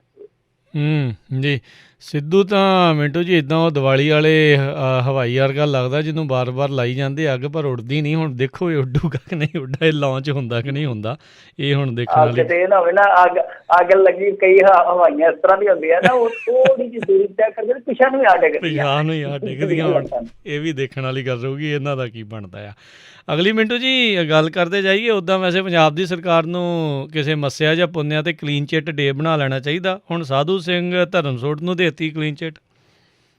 ਹਾਂਜੀ, ਧਰਮਸੋਤ ਨੂੰ ਕਲੀਨ ਚਿੱਟ ਮਿਲ ਗਈ ਹੈ। ਵੇਖੋ, ਨਰਿੰਦਰ ਮੋਦੀ ਨੂੰ ਕਰੋਨਾ ਰਾਸ ਆਇਆ ਤੇ ਕੈਪਟਨ ਅਮਰਿੰਦਰ ਸਿੰਘ ਹੋਰਾਂ ਨੂੰ ਆ ਜਿਹੜਾ ਕਿਸਾਨ ਅੰਦੋਲਨ ਇਹ ਰਾਸ ਆਇਆ। ਕਿਉਂਕਿ ਬੇਅਦਬੀਆਂ ਦੇ ਮਾਮਲੇ ਹੋਣ, ਚਾਹੇ ਇਸ ਤਰ੍ਹਾਂ ਦੇ ਕਰਪਸ਼ਨ ਦੇ ਮਾਮਲੇ ਹੋਣ, ਸਾਰੇ ਢਕੇ ਗਏ ਆ। ਪਹਿਲਾਂ ਕਰੋਨਾ ਨੇ ਢੱਕ ਲਏ, ਫਿਰ ਇਹਨਾਂ ਚੀਜ਼ਾਂ ਨੇ ਢੱਕ ਲਏ ਆ। ਔਰ ਤੁਸੀਂ ਵੇਖੋ ਕੈਪਟਨ ਅਮਰਿੰਦਰ ਸਿੰਘ ਦਾ ਜਿਹੜਾ ਇਹ ਕਾਰਜਕਾਲ ਰਿਹਾ ਹੁਣ ਤੱਕ, ਉਹ ਕਾਰਜਕਾਲ ਜੇ ਤੁਸੀਂ ਅੰਕੜਿਆਂ ਤੇ ਝਾਤ ਮਾਰ ਕੇ ਤੈਅ ਕਰੋਗੇ ਤਾਂ ਬਿਲਕੁਲ ਉਹਦੇ ਵਿੱਚ ਕੋਈ ਪ੍ਰੋਗਰੈਸ ਨਹੀਂ ਹੈ। ਨਾ ਤੁਸੀਂ ਦੇਖੋਗੇ ਕਿ ਜੇ ਪੰਜਾਬ ਦਾ ਇਕੋਨਮਿਕ ਇੱਕ ਦਰਜਾ ਸੀਗਾ ਉਹ ਵਧਿਆ, ਨਾ ਪੰਜਾਬ ਕਿਸੇ ਹੋਰ ਐਸੇ ਇੰਡੈਕਸ ਦੇ ਵਿੱਚ ਉੱਤੇ ਚੜ੍ਹਿਆ, ਪੌੜ ਚੜ੍ਹਿਆ, ਜਿਹਦੇ ਵਿੱਚ ਆਪਾਂ ਨੂੰ ਫਾਇਦਾ ਹੋਵੇ ਕਿ ਉਦਯੋਗ ਦੇ ਮਾਮਲੇ 'ਚ ਜਾਂ ਖੇਤੀ ਸੈਕਟਰ ਦੇ ਮਾਮਲੇ 'ਚ ਅਸੀਂ ਬਹੁਤ ਜ਼ਿਆਦਾ ਅੱਗੇ ਚੱਲ ਗਏ ਹਾਂ। ਤਾਂ ਕੁੱਲ ਮਿਲਾ ਕੇ ਹੈ ਕੁਛ ਨਹੀਂ ਸੀਗਾ, ਬਸ ਗੱਲਾਂ ਦਾ ਕੜਾ ਆ, ਉਹ ਵੰਡੀ ਜਾਂਦੇ ਆ, ਜਦੋਂ ਵੀ ਜ਼ਰੂਰਤ ਪੈਂਦੀ ਆ ਸੰਗਤ ਨੂੰ ਥੋੜ੍ਹਾ ਥੋੜ੍ਹਾ ਵਰਤਾ ਦਿੰਦੇ ਆ। ਪਰ ਗੱਲ ਇਹ ਸੀਗੀ ਕਿ ਚਲੋ ਇਹ ਨਾਕਾਮੀਆਂ ਤੇ ਹੁੰਦੀਆਂ, ਉਹਨਾਂ ਦੇ ਕੋਲ ਬਹਾਨੇ ਵੀ ਹੁੰਦੇ ਆ, ਪਰ ਇਹ ਸੀਗਾ ਕਿ ਇਸ ਤਰ੍ਹਾਂ ਦੇ ਜਿਹੜੇ ਦਾਗ ਮੰਤਰੀਆਂ ਦੇ ਮੌਕੇ ਤੇ ਲੱਗ ਜਾਂਦੇ, ਜਿਵੇਂ ਰਾਣਾ ਗੁਰਜੀਤ ਸਿੰਘ ਵਾਲਾ ਮਾਮਲਾ ਸੀਗਾ, ਉਹਦੇ ਵਿੱਚ ਵੀ ਬੜੀ ਸੰਘੀਅਤ ਹੋਈ ਸੀਗੀ। ਤਾਂ ਉਸ ਤੋਂ ਬਾਅਦ ਧਰਮਸੋਤ ਵਾਲਾ ਮਾਮਲਾ ਸੀ, ਕਿਉਂਕਿ ਧਰਮਸੋਤ ਦਾ ਮਾਮਲਾ ਇੱਕ ਇਹਨਾਂ ਦੇ ਆਪਣੇ ਅਫਸਰ ਨੇ ਇਹੀ ਖੋਲਿਆ ਸੀਗਾ, ਇਸ ਕਰਕੇ ਸਰਕਾਰ ਵਾਸਤੇ ਬੜੀ ਉਲਝਣ ਵਾਲੀ ਸਥਿਤੀ ਸੀ। ਤਾਂ ਮੁੱਖ ਸਕੱਤਰ ਦੀ ਜਾਂਚ ਪੜਤਾਲ ਫਿਰ ਇਹਨਾਂ ਨੇ ਖੋਲੀ ਸੀਗੀ, ਮਤਲਬ ਕਿ ਜਿਹੜਾ ਇਹਨਾਂ ਦਾ ਹੈਗਾ ਸੀ ਅਫਸਰ ਵਧੀਕ ਮੁੱਖ ਸਕੱਤਰ ਕਿਰਪਾ ਸ਼ੰਕਰ ਸਰੋਜ, ਜਿਨ੍ਹਾਂ ਨੇ ਮੇਰੇ ਖਿਆਲ ਦੇ ਨਾਲ 63-64 ਕਰੋੜ ਦੇ ਗਬਨ ਦਾ ਖੁਲਾਸਾ ਕੀਤਾ ਸੀ ਆਪਣੀ ਰਿਪੋਰਟ ਦੇ ਵਿੱਚ। ਤਾਂ ਉਸ ਰਿਪੋਰਟ ਦੇ ਉਲਟ ਇਹਨਾਂ ਨੇ ਆਪਣੀ ਜਾਂਚ ਪੜਤਾਲ ਬਿਠਾ ਲਈ। ਵੈਸੇ ਜਾਂਚ ਪੜਤਾਲ ਸੈਂਟਰ ਦੀ ਵੀ ਚੱਲ ਰਹੀ ਹੈ ਮੇਰੇ ਖਿਆਲ ਦੇ ਨਾਲ। ਤਾਂ ਹੋਇਆ ਸੀ ਕਿ ਜਿਵੇਂ ਇਹਨਾਂ ਦੇ ਸਿਆਸੀ ਵਿਰੋਧੀਆਂ ਨੇ ਪਹਿਲਾਂ ਹੀ ਕਹਿਤਾ ਸੀਗਾ ਕਿ captain Amarinder Singh clean chit ਦੇਣਗੇ, ਜਿਸ ਤਰ੍ਹਾਂ ਤੁਸੀਂ ਸ਼ਬਦ ਇਸਤੇਮਾਲ ਕੀਤਾ ਕਿ ਇੱਕ ਡੇ ਰੱਖ ਲੈਣਾ ਚਾਹੀਦਾ ਸਾਲ ਦੇ ਵਿੱਚ ਜਾਂ ਛਮਾਹੀ ਦੇ ਵਿੱਚ, ਤਮਾਹੀ ਦੇ ਵਿੱਚ ਜਾਂ ਮਹੀਨਾਵਾਰ, ਕਿ ਉਹ ਕਲੀਨ ਡੇ ਆ, ਉਸ ਦਿਨ ਕਲੀਨ ਚਿੱਟ ਡੇ, ਉਸ ਦਿਨ ਸਾਰੀਆਂ ਜਿੰਨੀਆਂ ਗਲੀਆਂ ਪਿਛੜੀਆਂ ਨਿਬੇੜ ਦੇਣਗੇ। ਉਸ ਦਿਨ ਲੋਕ ਵੀ ਵੇਖ ਲੈਣ ਕਿ ਹਾਂ ਭਾਈ ਕਿਹੜਾ ਕਿਹੜਾ ਲਿਬੜਿਆ ਤੇ ਕਿਹੜਾ ਕਿਹੜਾ ਜਿਹੜਾ ਉਹ ਰਿੰਨ ਦੇ ਨਾਲ ਬੇਦਾਗ ਹੋ ਰਿਹਾ। ਤਾਂ ਇਹਦੇ ਵਿੱਚ ਹੁਣ ਇਹ ਹੋਇਆ ਕਿ ਜੋ ਇਹਨਾਂ ਨੇ ਰਿਪੋਰਟ ਦਿੱਤੀ ਆ, ਦਿੱਲੀ ਮਹਾਜਨ ਜੀ ਜਿਹੜੇ ਮੁੱਖ ਸਕੱਤਰ ਨੇ, ਉਹਨਾਂ ਨੇ ਇਹ ਕਿਹਾ ਵਾ ਕਿ ਐਸਾ ਕੋਈ ਪੋਸਟ ਅਕਾਊਂਟ ਨਹੀਂ ਮਿਲਿਆ। ਮਤਲਬ ਕਿ ਪੋਸਟ ਅਕਾਊਂਟ ਇਹ ਆ ਕਿ ਜਿਵੇਂ ਹਵਾਈ ਅਕਾਊਂਟ ਕਹਿ ਲਈਏ ਕਿ ਉਹਨਾਂ ਖਾਤਿਆਂ ਦੇ ਵਿੱਚ 39 ਕਰੋੜ ਰੁਪਈਆ ਗਿਆ ਸੀ। ਉਹ ਕਹਿੰਦੇ ਕਿ ਕੋਈ ਪੋਸਟ ਅਕਾਊਂਟ ਨਹੀਂ ਮਿਲਿਆ, ਔਰ ਪਲੱਸ ਸਿਰਫ 6-7 ਕਰੋੜ ਰੁਪਏ ਦੀ ਬੇਨੀਮੀ ਹੋਈ ਆ, ਕਿਉਂਕਿ ਸਰਕਾਰ ਨੇ ਆਖਿਆ ਸੀਗਾ ਕਿ ਜਿੱਦਾਂ ਜਿੱਦਾਂ ਪੈਸਾ ਆਊਗਾ ਉੱਦਾਂ ਉੱਦਾਂ ਗਾਂਹ ਜਾਊਗਾ। ਪਰ ਇਹਨਾਂ ਨੇ ਉਸ ਹੁਕਮ ਨੂੰ ਮੰਨਣ ਦੀ ਥਾਂ ਤੇ ਆਪਣੇ ਪੱਧਰ ਤੇ ਹੀ ਅਕਾਊਂਟਾਂ 'ਚ ਗਾਂਹ ਪੈਸੇ ਜਿਹੜੇ ਆ ਉਹ ਪਾ ਦਿੱਤੇ। ਹੁਣ ਤੁਸੀਂ ਇਸ ਚੀਜ਼ ਨੂੰ, ਆ ਜਿਹੜੀ ਮੈਂ ਦੂਸਰੀ ਚੀਜ਼ ਕਹੀ ਆ, ਇਹਨੂੰ ਥੋੜਾ ਜਿਹਾ ਚਿੱਤ ਕੇ ਵੇਖੋ ਕਿ ਬੇਨਿਯਮੀ ਹੈ। ਮਤਲਬ ਕਿ ਸਰਕਾਰ ਦੇ ਹੁਕਮਾਂ ਤੋਂ ਉਲਟ ਜਾ ਕੇ ਆਪਣੇ ਪੱਧਰ ਤੇ 6-7 ਕਰੋੜ ਰੁਪਈਆ ਜਿਹੜਾ ਉਹ ਖਾਤਿਆਂ 'ਚ ਟ੍ਰਾਂਸਫਰ ਕੀਤਾ ਗਿਆ। ਤਾਂ ਫਿਰ ਕਲੀਨ ਚਿੱਟ ਕਾਹਦੀ ਹੈ ਮੈਨੂੰ ਦੱਸੋ? ਜਦ ਤੁਹਾਡੀ ਜਾਂਚ ਦੇ ਵਿੱਚ ਵੀ ਇਹ ਚੀਜ਼ ਸਾਬਤ ਹੋ ਰਹੀ ਆ ਕਿ ਬੇਨਿਯਮੀ ਹੋਈ ਆ, ਤੇ ਕਲੀਨ ਚਿੱਟ ਦਾ ਤਾਂ ਕੋਈ ਮਾਇਨਾ ਹੀ ਨਹੀਂ ਰਹਿ ਜਾਂਦਾ। ਫਿਰ ਇਹ ਤਾਂ ਧੱਕੇ ਦੀ ਕਲੀਨ ਚਿੱਟ ਆ। ਕਹਿੰਦੇ ਹੁੰਦੇ ਕਿ ਖੁਸ਼ੀ ਦਾ ਲੱਡੂ ਨਹੀਂ ਛੱਡਣਾ ਚਾਹੀਦਾ, ਧੱਕੇ ਦੀ ਖੀਰ ਨਹੀਂ ਖਾਣੀ ਚਾਹੀਦੀ। ਇਹ ਤਾਂ ਧੱਕੇ ਦੀ ਖੀਰ ਆ। ਫਿਰ ਧੱਕੇ ਦੀ ਖੀਰ ਖਵਾਈ ਜਾ ਰਹੀ ਆ ਕਿ ਇੱਕ ਪਾਸੇ ਖੁਦ ਦਿੱਲੀ ਮਹਾਜਨ ਜੀ ਦੀ ਪੜਤਾਲ ਇਹ ਗੱਲ ਕਹਿੰਦੀ ਆ ਕਿ ਕਿਤੇ ਨਾ ਕਿਤੇ ਨਿਯਮਾਂ ਤੋਂ ਬਾਹਰ ਜਾ ਕੇ ਸਭ ਕੁਛ, ਸਰਕਾਰ ਦੀ ਹੁਕਮ ਤੋਂ ਜਾ ਕੇ ਬਾਹਰ ਅਦੁੱਲੀ ਕਰਕੇ ਸਭ ਕੁਛ ਕੀਤਾ ਗਿਆ, ਤਾਂ ਦੂਸਰੇ ਪਾਸੇ ਤੁਸੀਂ ਕਲੀਨ ਚਿੱਟ ਵੀ ਦੇ ਦਿੰਦੇ ਆ। ਇਹੋ ਜਿਹਾ ਕੰਮ ਇੰਡੀਆ 'ਚ ਹੀ ਹੋ ਸਕਦਾ, ਮੇਰੇ ਖਿਆਲ ਦੇ ਨਾਲ ਹੋਰ ਕਿਤੇ ਤੇ ਨਹੀਂ ਚੱਲਦਾ ਹੋਊਗਾ। ਵਾਕਈ ਜੀ ਜੀ। ਮਿੰਟੂ ਜੀ ਅਗਲੀ ਗੱਲ ਕਰਦੇ ਜੀ, ਕਹਿੰਦੇ ਸਾਬਕਾ ਜਥੇਦਾਰ ਦੀ ਰਿਹਾਇਸ਼ ਦਾ ਪਿਆ ਰਫੜ। ਹਾਂਜੀ, ਇਹ ਹੰਗਾਮੀ ਮੀਟਿੰਗ ਹੋਈ ਕੱਲ੍ਹ ਸ਼ੁੱਕਰਵਾਰ ਨੂੰ। ਇਹ ਜਿਹੜਾ ਤਖ਼ਤ ਸ਼੍ਰੀ ਹਰਿਮੰਦਰ ਸਾਹਿਬ ਦੀ ਪਟਨਾ ਸਾਹਿਬ ਦਾ ਪ੍ਰਬੰਧਕ ਮਾਮਲਾ ਹੈ। ਇਹ ਪ੍ਰਬੰਧਕ ਮਾਮਲਾ ਇਸ ਕਰਕੇ ਹੈ ਕਿਉਂਕਿ ਪ੍ਰਬੰਧਨ ਦੇ ਅਧੀਨ ਆਉਂਦਾ, ਸਾਰੇ ਪ੍ਰਬੰਧ ਦੇ ਅਧੀਨ ਆਉਂਦਾ। ਰਿਹਾਇਸ਼ ਗਾਹਾਂ ਜਿਹੜੀਆਂ ਹੁੰਦੀਆਂ ਇਹਨਾਂ ਦੀਆਂ, ਜਾਂ ਕਰਮਚਾਰੀਆਂ ਦੇ ਜਿਹੜੇ ਹੋਰ ਵੇਤਨ ਭੱਤੇ ਹੁੰਦੇ ਆ, ਉਹ ਸਾਰਾ ਪ੍ਰਬੰਧ ਦਾ ਹਿੱਸਾ। ਤਾਂ ਉਸ ਤਖ਼ਤ ਤੇ ਜੋ ਕੁਛ ਹੋਇਆ ਉਹ ਆਪਾਂ ਨੂੰ ਸਭ ਨੂੰ ਪਤਾ ਹੀ, ਅਤੀਤ ਦੇ ਵਿੱਚ ਕਿੰਨੇ ਵਿਵਾਦਤ ਮਸਲੇ ਜਿਹੜੇ ਖੜੇ ਹੋਏ ਆ। ਤਾਂ ਹੁਣ ਇੱਕ ਵਿਵਾਦ ਇਸ ਗੱਲ ਨੂੰ ਲੈ ਕੇ ਆ ਕਿ ਗਿਆਨੀ ਇਕਬਾਲ ਸਿੰਘ ਦੀ ਰਿਹਾਇਸ਼ ਜਿਹੜੀ ਹੈ ਉਹ ਖਾਲੀ ਕਰਵਾਉਣ ਵਾਸਤੇ 2 ਦਿਨ ਦਾ ਉਹਨਾਂ ਨੂੰ ਸਮਾਂ ਦਿੱਤਾ ਗਿਆ। ਮਤਲਬ ਕਿ ਉਹਨਾਂ ਨੇ ਕਿਹਾ ਕਿ ਸ਼ਨੀਚਰਵਾਰ ਨੂੰ ਸਨਮਾਨ ਦੇ ਨਾਲ ਵਧਾਈ ਦਿੰਦੇ ਆ, ਰਿਹਾਇਸ਼ ਖਾਲੀ ਕਰਾ ਲੈਣੀ ਆ।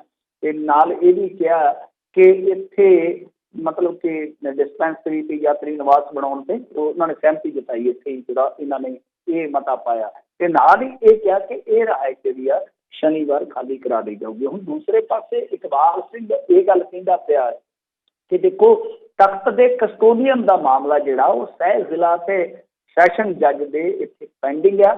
ਇੱਥੇ ਹੋਣ ਵਾਲਾ ਫੈਸਲਾ ਹੀ ਆਖਰੀ ਹੋਏਗਾ। ਮਤਲਬ ਹੈ ਉਹਨੇ ਇਹਨਾਂ ਨੂੰ ਚੈਲੰਜ ਕੀਤਾ ਹੋਇਆ ਇੱਕ ਕੋਰਟ ਦੇ ਵਿੱਚ। ਹੁਣ ਗੱਲ ਇੱਥੇ ਦੂਸਰੇ ਪਾਸੇ ਆਪਾਂ ਥੋੜੀ ਜਿਹੀ ਟਰਨ ਕਰ ਦਿੰਦੇ ਹਾਂ, ਮੋੜ ਦਿੰਦੇ ਹਾਂ ਕਿ ਦੇਖੋ ਇਹ ਕਹਿੰਦੇ ਆ ਕਿ ਅਸੀਂ ਜੀ ਪੁਲਿਸ ਦਾ ਸਹਾਰਾ ਨਹੀਂ ਲੈਣਾ, ਅਦਾਲਤਾਂ ਦਾ ਸਹਾਰਾ ਨਹੀਂ ਲੈਣਾ ਗਾਇਬ ਹੋਏ ਸਰੂਪ ਦੇ ਮਾਮਲੇ ਦੇ ਵਿੱਚ, ਸਰੂਪਾਂ ਦੇ ਮਾਮਲੇ 'ਚ। ਤਾਂ ਦੂਸਰੇ ਪਾਸੇ ਖੁਦ ਇਹਨਾਂ ਦੇ ਆਪਣੇ ਹੀ ਸਾਬਕਾ ਜਥੇਦਾਰ ਨੇ ਇਹਨਾਂ ਤੇ ਮੁਕੱਦਮਾ ਕੀਤਾ ਹੋਇਆ ਹੈ ਕਸਟੋਡੀਅਨ ਵਾਸਤੇ। ਤਾਂ ਤੁਸੀਂ ਆਪ ਹੀ ਅੰਦਾਜ਼ਾ ਲਾ ਲਓ ਕਿ ਕਿਸ ਤਰ੍ਹਾਂ ਦੀਆਂ ਕੰਟਰਾਡਿਕਸ਼ਨ ਗੱਲਾਂ ਨੇ ਕਿ ਤੁਸੀਂ ਉਹਨੂੰ ਹਾਲੇ ਵੀ ਪੰਥ 'ਚ ਰੱਖਿਆ ਹੋਇਆ ਹੈ, ਜਦ ਕਿ ਉਹਨੇ ਜਿਹੜੀ ਧੂੜ ਪੱਟੀ ਸੀ ਸਭ ਨੂੰ ਪਤਾ ਹੀ ਹੈ ਨਾ। ਪਿਛਲੇ ਦਿਨੀ ਜਿੱਦਣ ਰਾਮ ਮੰਦਿਰ ਦਾ ਇਹ ਰੱਖਿਆ ਸੀਗਾ ਇਹਨਾਂ ਨੇ ਸਾਰਾ ਸਮਾਗਮ, ਉਹ ਸਭ ਨੂੰ ਪਤਾ ਹੀ ਹੋਣਾ ਕਿ ਵੀਡੀਓ ਨੇ ਕਿੰਨਾ ਜ਼ਿਆਦਾ ਭੰਬਲ ਭੂਸਾ, ਕਿੰਨਾ ਜ਼ਿਆਦਾ ਇੱਥੇ ਇੱਕ ਬਹਿਸ ਮਵਾਕਾ ਛੇੜ ਦਿੱਤਾ ਸੀਗਾ। ਤਾਂ ਦੂਸਰੇ ਪਾਸੇ ਉੱਥੇ ਹੋਰ ਵੀ ਗੱਲ ਹੋਈ। ਚਲੋ ਇੱਥੇ ਇੱਧਰਲੇ ਪੱਖ ਤੋਂ ਮੈਂ ਗੱਲ ਕੀਤੀ ਆ ਕਿ ਇਹਨਾਂ ਨੇ ਗਿਆਨੀ ਇਕਬਾਲ ਸਿੰਘ ਦਾ ਪਤਾ ਨਹੀਂ ਕੀ ਡਰ ਮੰਨਿਆ ਕਿ ਇਹ ਉਹਦੇ ਤੇ ਕੋਈ ਕਾਰਵਾਈ ਨਹੀਂ ਕਰ ਸਕਦੇ। ਦੂਸਰੇ ਪਾਸੇ ਹੋਰ ਵੀ ਆ ਕਿ 14 ਸੇਵਾਦਾਰਾਂ ਨੂੰ ਜ਼ਬਰਨ ਸੇਵਾ ਮੁਕਤ ਕੀਤੇ ਜਾਣ ਦੀ ਗੱਲ ਵੀ ਜਿਹੜੀ ਆ ਉਹ ਇਹਨਾਂ ਨੇ ਆਖਿਆ ਕਿ ਉਹ ਰੱਦ ਕਰਦੇ ਆ। ਦੁਬਾਰਾ ਬਹਾਲ ਕੀਤੇ ਜਾਣ ਦਾ ਜਿਹੜਾ ਮਸਲਾ ਹੈ ਉਹ ਇਹਨਾਂ ਨੇ ਕਿਹਾ ਕਿ ਉਹ ਹਾਲੇ ਵਿਚਾਰਿਆ ਜਾਏਗਾ। ਮਤਲਬ ਕਿ ਕੋਈ ਸੇਵਾ ਮੁਕਤ ਸੀਗੇ 14 ਸੇਵਾਦਾਰ, ਇਹਨਾਂ ਦੀਆਂ ਗੱਲਾਂ ਵੀ ਵੈਸੇ ਗੁੰਝਲਾਂ ਵਾਲੀਆਂ, ਤਾਂ ਉਹਨਾਂ ਨੂੰ ਜ਼ਬਰਨ ਸੇਵਾ ਮੁਕਤ ਕਰ ਦਿੱਤਾ ਗਿਆ ਤਾਂ ਦੁਬਾਰਾ ਬਹਾਲ ਕੀਤੇ ਜਾਣ ਦਾ ਇੱਥੇ ਮਸਲਾ ਉੱਠਿਆ। ਤੇ ਉਹ ਕਹਿੰਦੇ ਆ ਕਿ ਹੁਣ ਇਹ ਸਭ ਕੁਛ ਹੈ ਜਿਹੜਾ ਉਹ ਅੱਗੇ ਅੰਦੋਲਨ ਦੇ ਰੂਪ 'ਚ ਸਾਡੇ ਸਾਹਮਣੇ ਆ ਸਕਦਾ, ਕਿਉਂਕਿ ਜਿਹੜੇ ਸੇਵਾ ਮੁਕਤ ਕੀਤੇ ਗਏ ਸੇਵਾਦਾਰ ਉਹ ਕਹਿੰਦੇ ਕਿ ਅਸੀਂ ਰੌਲਾ ਪਾਵਾਂਗੇ। ਹੁਣ ਇਹ ਵੀ ਇੱਕ ਬਹੁਤ ਵੱਡਾ ਰੌਲਾ ਹੈ ਕਿ ਜਿਹਦੇ ਤੇ ਮਾੜੀ ਮੋਟੀ ਦਾਜ ਦਿਖਦੀ ਉਹ ਕਹਿੰਦਾ ਮੈਂ ਰੌਲਾ ਪਾਊਂਗਾ, ਤੇ ਉਸ ਰੌਲੇ ਦੇ ਦਰ ਤੋਂ ਜਿਹੜਾ ਦੂਜਾ ਰੌਲਾ ਪਾਉਣ ਵਾਲਾ ਹੁੰਦਾ ਚੁੱਪ ਕਰ ਜਾਂਦਾ। ਇਹ ਵੀ ਇੱਕ ਬਹੁਤ ਵੱਡਾ ਇਸ ਪ੍ਰਬੰਧ ਦਾ ਦੇਖੀਏ ਕਿ ਰੌਲਾ ਹੈ ਕੁੱਲ ਮਿਲਾ ਕੇ। ਬਾਕੀ ਦੇਖਦੇ ਆ ਹੁਣ ਕੀ ਬਣਦਾ। ਪਰ ਵੈਸੇ ਵੀ ਇੱਥੇ ਵੀ ਕਿਹਾ ਜਾਂਦਾ ਹੈ ਕਿ ਦਰਬਾਰ ਸਾਹਿਬ ਦੇ ਨੇੜੇ ਵੀ ਇੱਕ ਸਾਬਕਾ ਜਥੇਦਾਰ ਜਿਹੜੇ ਆ ਉਹ ਰਿਹਾਇਸ਼ ਰੱਖੀ ਬੈਠੇ ਆ। ਤੇ ਵੈਸੇ ਵੀ ਜੇ ਤੁਸੀਂ ਦੇਖੋਗੇ ਤਾਂ ਗਿਆਨੀ ਗੁਰਬਚਨ ਸਿੰਘ ਵੀ ਇੱਕ ਬਹੁਤ ਵੱਡੀ ਲਗਜ਼ਰੀ ਲਾਈਫ ਜੀ ਰਹੇ ਆ, ਉਹ ਵੀ ਸਾਬਕਾ ਜਥੇਦਾਰ ਆ। ਤੇ ਜੇ ਰਿਹਾਇਸ਼ਾਂ ਛਡਾਉਣੀਆਂ ਫਿਰ ਇਹਨਾਂ ਦੀਆਂ ਵੀ ਛਡਾ ਲਓ, ਕੀ ਫਰਕ ਪੈਂਦਾ। ਜੀ ਜੀ। ਤੇ ਮਿੰਟੂ ਜੀ ਅਗਲੀ ਜੇ ਗੱਲ ਕਰਦੇ ਜੇ ਕਹਿੰਦੇ ਫਰਜ਼ੀ ਰਿਪੋਰਟ ਤੇ ਸਪੀਡੀ ਨਿਰੀਖਣ ਹੋ ਗਿਆ। ਹਾਂਜੀ, ਸਪੀਡੀ ਨਿਰੀਖਣ ਹੈ ਜਿਹੜਾ ਉਹ ਇੰਡੀਆ 'ਚ ਹੋ ਜਾਂਦਾ ਇਸ ਤਰ੍ਹਾਂ। ਤਾਂ ਇਹ ਨਾ ਇੱਕ ਗੱਡੀ ਚਲਾਉਣੀ ਆ, ਰੇਲ ਚਲਾਉਣੀ ਆ ਇਹਨਾਂ ਨੇ ਇੱਧਰ ਨੂੰ ਜਿਵੇਂ ਨਵੀਂ ਦਿੱਲੀ ਤੋਂ ਅੰਮ੍ਰਿਤਸਰ ਇਧਰਲੀ ਸਾਈਡ ਨੂੰ। ਤਾਂ ਇਹ ਜਿਹੜੀ ਗਾਂ ਟ੍ਰੇਨ ਆ ਸ਼ਾਇਦ ਲੁਧਿਆਣੇ ਵੀ ਜਾਣੀ ਆ। ਹੋਇਆ ਕੀ ਆ ਕਿ ਇਸ ਮਾਮਲੇ ਦੇ ਵਿੱਚ ਬੜੀ ਇੱਕ ਵਿਚਿੱਤਰ ਦੀ ਗੱਲ ਸਾਹਮਣੇ ਆ ਰਹੀ ਆ ਕਿ ਰੇਲਵੇ ਟਰੈਕ ਤੇ ਕਬਜ਼ੇ ਕੀਤੇ ਹੋਏ ਆ ਲੋਕਾਂ ਨੇ, ਤੇ ਇਹਨਾਂ ਨੇ ਉਦਾਂ ਹੀ ਬਣਾ ਕੇ ਰਿਪੋਰਟ ਘੱਲ ਦਿੱਤੀ ਕਿ ਲਓ ਚੱਕੋ ਬਈ ਬਿਲਕੁਲ ਹੈ ਟਰੈਕ ਜਿਹੜਾ ਸਾਫ਼ ਸੁਥਰਾ, ਕੋਈ ਦਿੱਕਤ ਨਹੀਂ ਹੈ। ਤੇ ਅੱਜ ਮੀਡੀਆ ਦੇ ਵਿੱਚ ਫੋਟੋਆਂ ਲੱਗੀਆਂ ਨੇ ਲੁਧਿਆਣਾ ਦੇ ਰੇਲਵੇ ਟਰੈਕ ਕੋਲ ਕਬਜ਼ਿਆਂ ਦੀ। ਉੱਥੇ ਗੱਡੀਆਂ ਖਿਲਾਰੀਆਂ ਹੋਈਆਂ, ਮੋਟਰਾਂ ਖਿਲਾਰੀਆਂ ਹੋਈਆਂ ਲੋਕਾਂ ਨੇ। ਕਿਸੇ ਨੇ ਕੋਈ ਮਹਿੰਦਰਾ ਪਿਕਅਪ, ਕਿਸੇ ਨੇ ਉਹ ਜਿੱਦਾਂ ਹੈ ਬਿਲਕੁਲ ਉੱਤੇ ਰੇਲਵੇ ਟਰੈਕ ਤੇ, ਬਸ ਉਹ 2 ਗਾਡਰ ਜਿਹੇ ਵੀਦੇ, ਬਾਕੀ ਸਾਰੀ ਜਗ੍ਹਾ ਜਿਹੜੀ ਉਹ ਨੱਪੇ ਬੈਠੇ ਆ ਲੋਕ। ਤਾਂ ਕਮਾਲ ਦੀ ਗੱਲ ਹੈ ਕਿ ਇਹਨਾਂ ਨੇ ਫਰਜ਼ੀ ਰਿਪੋਰਟ ਤੇ ਹਾਈ ਸਪੀਡ ਨਿਰੀਖਣ ਕਰ ਦਿੱਤਾ ਕਿ ਜੀ ਸਭ ਕੁਛ ਠੀਕ ਹੋ ਗਿਆ, ਪਰ ਅਸਲ ਦੇ ਵਿੱਚ ਉੱਥੇ ਕਬਜ਼ੇ ਹੈ। ਤਾਂ ਇਹ ਸਭ ਕੁਛ ਜਿਹੜਾ ਆ ਉਹ ਵੇਖੋ ਕਿੰਨੀ ਸਪੀਡ ਦੇ ਨਾਲ ਹੋਇਆ ਕਿ ਸਭ ਕੁਛ ਠੀਕ ਆ, ਪਰ ਸਭ ਕੁਛ ਠੀਕ ਹੋਣ ਵਾਸਤੇ ਤੁਹਾਡੀ ਨੀਅਤ, ਤੁਹਾਡੀ ਨੀਤੀ ਠੀਕ ਹੋਣੀ ਪਹਿਲਾਂ ਬਹੁਤ ਜ਼ਰੂਰੀ ਹੈ। ਇਹ ਵੈਸੇ ਰੇਲਵੇ ਦੇ ਰੌਲੇ ਬੋਰੇ ਲੰਮੇ ਚੌੜੇ ਆ, ਅੱਗੇ ਵੀ ਬਹੁਤ ਸਾਰੇ ਵਿਵਾਦ ਤੁਹਾਡੇ ਸਾਹਮਣੇ ਆਏ ਹੋਣਗੇ। ਯਾਦ ਹੋਣਾ ਤੁਹਾਨੂੰ ਇੱਕ ਵਾਰੀ ਇੱਕ ਕਿਸਾਨ ਨੇ ਜਾ ਕੇ ਕੋਰਟ ਦੇ ਆਰਡਰਾਂ ਤੇ ਰੇਲ ਗੱਡੀ ਲੁਧਿਆਣੇ ਠੱਲ ਲਈ ਸੀ। ਰੇਲ ਗੱਡੀ ਠੱਲ ਲਈ ਸੀ ਕਿਉਂਕਿ ਰੇਲਵੇ ਨੇ ਉਹਨਾਂ ਦੇ ਪੈਸੇ ਨਹੀਂ ਸੀਗੇ ਦਿੱਤੇ ਤੇ ਉਹ ਜ਼ਮੀਨ ਐਕਵਾਇਰ ਹੋਈ ਸੀ, ਉਹ ਆਰਡਰ ਲੈ ਆਇਆ ਸੀਗਾ। ਪਰ ਫਿਰ ਉਹਨੇ ਆਖਿਆ ਕਿ ਕੋਈ ਗੱਲ ਨਹੀਂ ਹੈ, ਜਾਣ ਦਿਓ ਯਾਤਰੀਆਂ ਦਾ ਕੀ ਕਸੂਰ ਹੈ। ਬਾਅਦ ਦੇ ਵਿੱਚ ਉਹਨੂੰ ਜਿਹਦਾ ਉਹਦਾ ਮੁਆਵਜ਼ਾ ਸੀ ਉਹ ਪੇ ਕੀਤਾ ਗਿਆ ਸੀ। ਜੀ ਜੀ ਬਿਲਕੁਲ। ਤੇ ਮਿੰਟੂ ਜੀ ਬਹੁਤ ਬਹੁਤ ਤੁਹਾਡਾ ਧੰਨਵਾਦ ਕਰਦੇ ਹਾਂ, ਤੁਸੀਂ ਸਾਡੇ ਨਾਲ ਜੁੜੇ ਇਹਨਾਂ ਖਬਰਾਂ ਬਾਰੇ ਜਾਣਕਾਰੀ ਦਿੱਤੀਆਂ। ਅਗਲੀ ਵਾਰ ਤੱਕ ਲਈ ਬੜੀ ਮਿਹਰਬਾਨੀ। ਪਿਆਰ ਭਰੀ ਸਤਿ ਸ੍ਰੀ ਅਕਾਲ ਜੀ। ਜੀ ਤੇ ਸਰੋਤੇ ਇੱਥੇ ਸਾਡਾ ਅੱਜ ਦਾ ਪ੍ਰੋਗਰਾਮ ਸਮਾਪਤ ਹੈ। ਮਿਲਦੇ ਹਾਂ ਅਗਲੀ ਵਾਰ ਤੱਕ ਲਈ। ਮੇਰੇ ਵੱਲੋਂ ਵੀ ਤੁਹਾਨੂੰ ਸਭ ਨੂੰ ਪਿਆਰ ਭਰੀ ਸਤਿ ਸ੍ਰੀ ਅਕਾਲ। ਸੁਣਦੇ ਰਹੋ ਪੰਜਾਬੀ ਰੇਡੀਓ USA।